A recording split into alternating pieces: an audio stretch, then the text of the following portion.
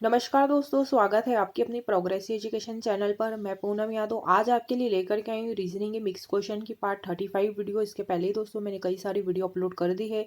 यदि आप लोगों ने अभी तक मेरी उन वीडियो को नहीं देखा है तो आप उन्हें भी जाकर के जरूर देख लें। तो चलिए दोस्तों, बिना किसी तरीके करते हैं आज की इस वीडियो की शुरुआत। तो पहला क्वेश्चन आपकी स्क्रीन के सामने ये रहा। क्वेश्चन नंबर 1 है कि अंग्रेजी वर्णमाला में बाएं से 8वें तथा 20वें अक्षर के बीच कितने अक्षर होंगे। तो हमारे सामने जो क्वेश्चन हैगा ये अल्फाबेट का क्वेश्चन हैगा और हमें 8वें और 20वें अक्षर के बीच बताना है कि कितने अक्षर होंगे। तो दोस्तों यहाँ पर हमें दिया है 20वें अक्षर और 8वें अक्षर बाएं से, तो हम 20 में से 8 माइनस करेंगे और इस 20 में से जब हम 8 माइनस करेंगे और इसमें से हमें एक और 1 माइनस करेंगे। तो 20 में से हम 8 एक माइनस करेंगे तो कितना आता, 12। 12 में से हम एक और माइनस कर देंगे तो कितना आ जाएगा, 11 आ जाएगा। तो 8वें और 20वें अक्षर के बीच कितने अक्षर होंगे, 11 होंगे। तो ऑप्शन बी हमारा यहाँ पर करेक्ट हो जाएगा। चलते हैं अगले प्रश्नों की ओर। क्वेश्चन नंबर 2 है, यदि 20 + 15 = 24 और 64 + 13 = 42 तो 11 + 28 क्या। तो हमें यहाँ पर जो है क्वेश्चन मार्क की जगह देखना है कि यहाँ पर क्या वैल्यू आएगी। तो दोस्तों सबसे पहले तो हम ये देखेंगे कि यहाँ पर जो 24 कैसे आया, यहाँ पर 42 कैसे आया। तो यहाँ पर क्या लॉजिक लगा है, यदि हमें इन दोनों का लॉजिक पता चल जाएगा तो हम यही लॉजिक इसमें भी लगा देंगे। तो दोस्तों यदि 20 और 15 को जोड़ते हैं तो 35 आता है, लेकिन यहाँ पर कितना है, 24 आया, यानी कि यहाँ पर जो संख्या को प्लस करके हमारा काम नहीं चलेगा। अब देखते हैं हम इसके अलावा यहाँ पर क्या लॉजिक लगा है। तो दोस्तों यदि हम यहाँ पर 20 है, यदि मैं 20 को अलग अलग जोड़ लूँ, जैसे कि 2 + 0 को जोड़ लूँ और 1 + 5 को जोड़ लूँ, तो दोस्तों यदि हम इनको अलग अलग प्लस करते हैं तो क्या हमारा आंसर आ जाएगा। तो 5 और 1 6 होता है, 6 और 2 8 होता है, लेकिन यहाँ पर कितना है, 24 है। तो अब दोस्तों हमारा जो इन सबको जोड़ने पर जो आया है वो कितना आया है, 8 आया है। अब 8 में हम किसका गुणा करें कि 24 आ जाए।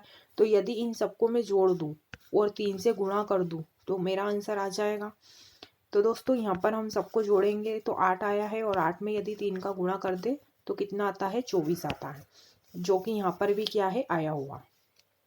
अब देखते हैं यही लॉजिक आगे भी लगा है क्या। अब दोस्तों यदि 64 को भी हम अलग अलग प्लस करें, 6 को अलग और 4 को अलग प्लस करते हैं और 1 को और 3 को अलग प्लस करते हैं, तो 6 4 10 होता है, 10 और 1 11 होता है, 11 और 3 होता है 14। अब दोस्तों 14 में भी यदि हम 3 का गुणा कर दें तो 14 3 42 होता है, जो कि यहाँ पर भी क्या है, आया हुआ है। तो यहाँ पर भी क्या है, 42 आया है। अब दोस्तों जैसा हमने इन दोनों के संग में लॉजिक लगाया है, अब वैसा ही लॉजिक हम क्या है इसमें भी लगा देंगे। तो दोस्तों यदि 11 को भी हम 1 + 1 में प्लस करते हैं और 2 + 8 करते हैं तो 8 और 2 होता है 10, 10 और 1 होता है 11, 11 और 1 होता है 12। अब दोस्तों यदि हम 12 को भी 3 से गुणा कर दे, यदि हम 12 का भी जो है 3 का गुणा कर दे तो 12 या 36 होता है। तो हमारा जो यहाँ पर आंसर आएगा वो कितना आएगा, वो 36 आएगा। ऑप्शन ए हमारा करेक्ट हो जाएगा। हमने सभी को क्या है अलग अलग प्लस करके देखा है और 3 से गुणा किया। यहाँ भी हमने 3 गुना किया, यहाँ भी 3 गुना किया और यहाँ भी 3 गुना किया। तो हमारा जो आंसर आएगा यहाँ पर क्या आएगा, वो 36 आएगा। तो आई होप कि आपको क्वेश्चन समझ में आया होगा। चलते हैं अब अगले प्रश्नों की ओर। क्वेश्चन नंबर 3 है, निम्नलिखित में से लुप्त पद को याद कीजिए। यहाँ पर हमें क्वेश्चन मार्क की जगह संख्या को फाइंड करना है कि यहाँ पर कौन सी संख्या आएगी। तो यहाँ पर हमें 1 दिया, यहाँ 2, यहाँ 4, यहाँ 8, यहाँ 16। तो अब देखेंगे हम कि यहाँ पर क्या है, संख्या स्क्वायर है या तो क्यूब है या तो क्या, यहाँ पर लॉजिक लगा है। तो दोस्तों 1 का स्क्वायर करे तो भी 1 आता है और 1 का यदि क्यूब करे तो भी क्या आता है, 1 आता है। 1 का स्क्वायर करते जब 1 आता है और 1 का क्यूब भी करते तब भी क्या आता है, 1 ही आता है। लेकिन यहाँ पर कितना आ रहा है, यहाँ पर 2 आ रहा है, यानी कि यहाँ पर स्क्वायर और क्यूब वाला जो लॉजिक है वो यहाँ पर नहीं लग रहा है। तो अब देखते हैं हम इसके अलावा यहाँ पर क्या लॉजिक लगता है। तो दोस्तों 1 का गुणा हम जब 2 से करते हैं, जब हम 1 का गुणा 2 से करते हैं तो कितना आता है, 1 का गुणा 2 से करते हैं तो 2 आता है। तो यहाँ पर भी है। यदि 2 का दुगुना करते हैं तो कितना आता है, 4 आता है, जो कि यहाँ पर है। अब ऐसे ही 4 का हम 2 दुगुना करते हैं तो 8 आता है, यहाँ पर भी है। और 8 का यदि हम दुगुना करते हैं तो 16 आता है। तो आप देख सकते हैं 1 का दुगुना करा तो 2 आया, फिर 2 का दुगुना करा तो 4 आया, 4 का दुगुना करा तो 8 आया, 8 का दुगुना करा तो 16 आया। तो ऐसे ही दोस्तों जब हम 16 का भी दुगुना कर देंगे तो हमारा आंसर आ जाएगा। तो 16 दूना 32। तो यहाँ पर जो संख्या आएगी वो क्या आएगी, ऑप्शन बी हमारा यहाँ पर क्या है, करेक्ट हो जाएगा। चलते हैं अब अगले प्रश्नों की ओर। क्वेश्चन नंबर 4 है, आयन, प्रशांत, रितु, नीता, स्नेहा और जैन एक पंक्ति में दक्षिण दिशा में मुख करके बैठे हैं। स्नेहा और जैन मध्य में बैठे हैं। आयन और प्रशांत कोनों पर बैठे हैं। रितु आयन के ठीक दाएं बैठी है। प्रशांत के ठीक बाएं पर कौन बैठा है?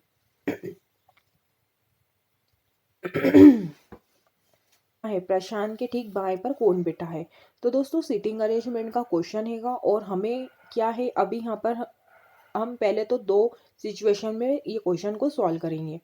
तो हम यहाँ पर क्या है, 2 पंक्ति बिठाएंगे और यहाँ पर कितने जने हैं, तो यहाँ पर जो है 6 जने। तो हम 6 जनों की यहाँ पर क्या है, पोजीशन बना लेंगे और हम इसको क्या है 2 भाग में करेंगे, क्योंकि दोस्तों अभी हम यहाँ पर डिफाइन नहीं कर पाएंगे कि कौन किधर बैठा है।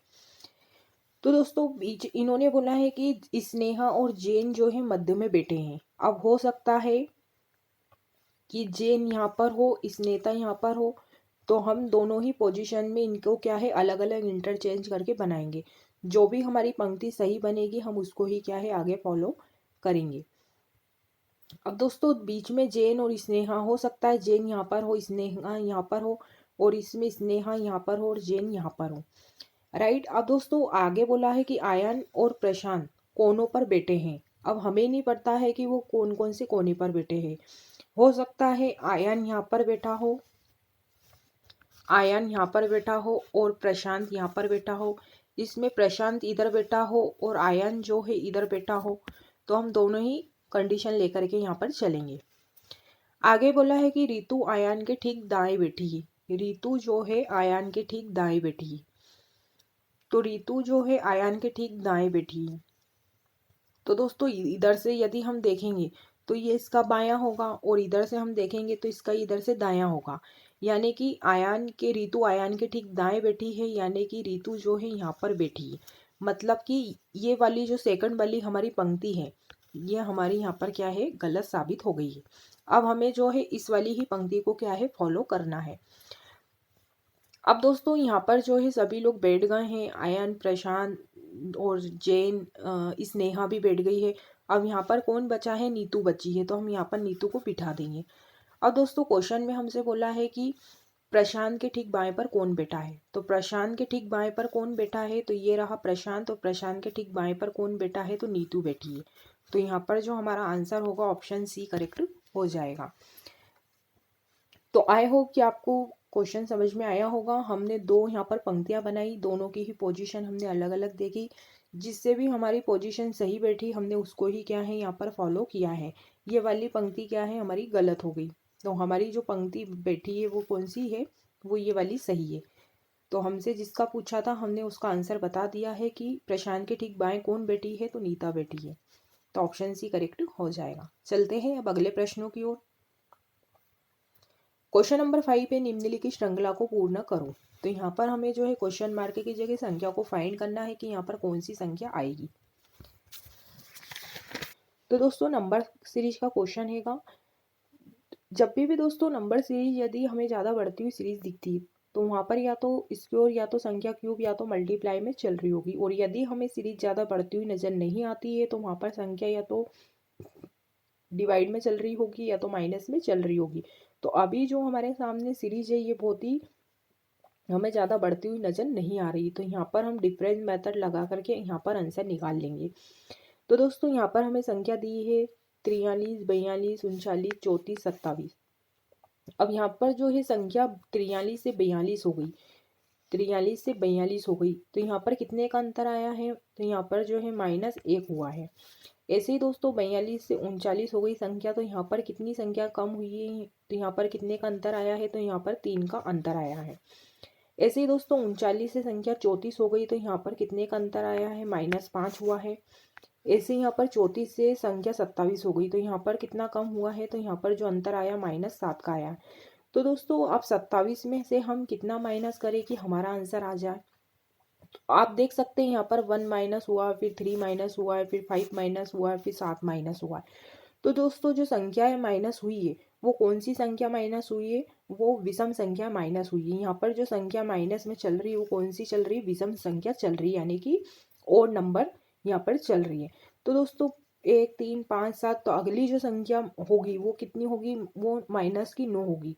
तो दोस्तों यदि हम 27 में से माइनस 9 कर दें, तो 27 में से यदि 9 माइनस होगा तो यहाँ पर कितना आएगा? 18 आएगा। तो यहाँ पर जो संख्या आएगी वो कितनी आएगी? 18 आएगी। ऑप्शन डी हमारा करेक्ट हो जाएगा। तो आई होप कि आपको क्वेश्चन समझ में आया होगा। तो दोस्तों आज के लिए बस इतना ही। मैं उम्मीद करती हूँ कि जितने भी आज हमने इस वीडियो के माध्यम से 5 क्वेश्चनों को करा है, आप लोगों को अच्छे से समझ में आ गए होंगे। यदि दोस्तों आप लोगों को वीडियो अच्छी लगी है तो लाइक ज़रूर करिएगा और कमेंट बॉक्स में कमेंट्स करके ज़रूर बताइएगा कि आपको वीडियो कैसी लगी। यदि दोस्तों आप लोगों ने अभी तक चैनल को सब्सक्राइब नहीं करा है तो प्लीज़ चैनल को भी सब्सक्राइब कर ले, ताकि हमारी रोज़ की वीडियो के नोटिफिकेशन आपको मिलते रहे। तो आज के लिए बस इतना ही, मिलते हैं अगली वीडियो में। तब तक के लिए जय हिंद, जय भारत, धन्यवाद।